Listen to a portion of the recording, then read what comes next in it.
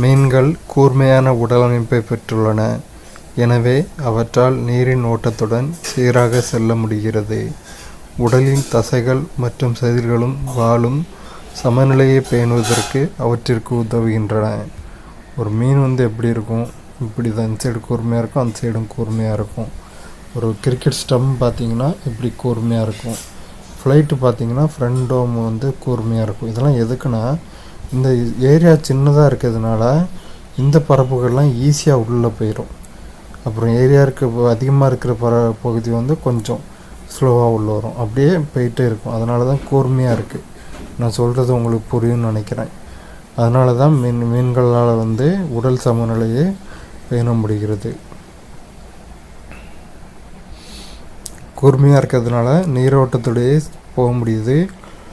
தசைகள் செதில்களும் வாலும் சமநிலையை பேணுவதற்கு மீன்களுக்கு உதவுது.